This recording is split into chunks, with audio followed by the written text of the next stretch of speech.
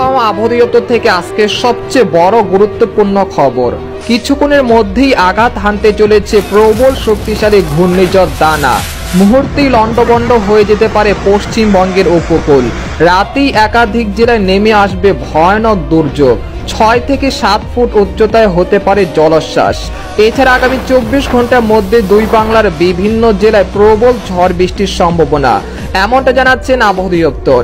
আজ ও আগামীকাল কোন কোন জেলায় ঝড় বৃষ্টি হতে পারে এই বিষয়ে কি বলছে আজকের আবহাওয়া রিপোর্টে জানিয়ে দিব। সম্পূর্ণ বিস্তারিত ভিডিওদের সঙ্গে থাকুন। আর আপনি কোন জেলা থেকে আমাদের আবহাওয়ার খবরটি দেখছেন অবশ্যই কমেন্ট করে জানিয়ে দিবেন। আর সবার আগে সবার প্রথম সঠিক আবহাওয়ার খবর জানতে আমাদের চ্যানেলটিকে সাবস্ক্রাইব করে রাখুন। এবার জেনে নিন এক নজরে। ঘূর্ণিঝড়ের মেঘে ঢেকে ফেলেছে নীল আকাশ। উপকূল জুড়ে দেখা মিলছে বৃষ্টিপাত, কখনো হালকা আবার কখনো ভারী। সেই সাথে বঙ্গোপসাগরে আছড়ে পড়ছে বড় বড় ঢেউ। এক ভয়ানক পরিস্থিতি তৈরি হচ্ছে উপকূল জুড়ে।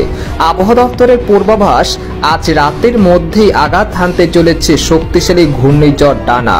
এর প্রভাবে দেশের উপকূল সহ পশ্চিমবঙ্গের একাধিক জেলায় অতি ভারী বৃষ্টিপাতের লাল সতর্কতা রয়েছে।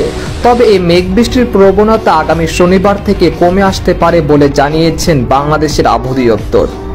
এদিকে আবহাওয়ার আরেক সতর্কবার্তায় বলা হয়েছে, এখন থেকে শুক্রবার রাতের মধ্যে প্রবল শক্তিশালী ঘূর্ণিঝড়ের প্রভাবে খুলনা, যশোর, সাতক্ষীরা, শ্যামনগর, মাঠবাড়িয়া, পিরোজপুর, বরিশাল, খেপুপাড়া, পটুয়াখালী, বরগুনা, ঝালকাঠি, মতিরহাট, ফরিদগঞ্জ, মাদারীপুর, ঢাকা, নারায়ণগঞ্জ, চাঁদপুর, কুমিল্লা, ব্রাহ্মণবাড়িয়া, কাপাসিয়া, ময়মনসিংহ, জামালপুর, শেরপুর, নেত্রকোনা, রাজশাহী, মহাদেবপুর, আক্কেলপুর, চাঁপাইনবাবগঞ্জ, সিংড়া, বগুড়া, রংপুর, কুড়িগ্রাম, ঠাকুরগাঁও, পঞ্চগড়, দিনাজপুর, পীরগঞ্জ, চিলমারী, লালমনিরহাট, সৈয়দপুর, গাইবান্ধা ও এর পার্শ্ববর্তী অঞ্চল সহ পশ্চিমবঙ্গের একাধিক জেলায় প্রবল দমকা বাতাস সহ ভারী থেকে অতি ভারী বৃষ্টিপাত হতে পারে।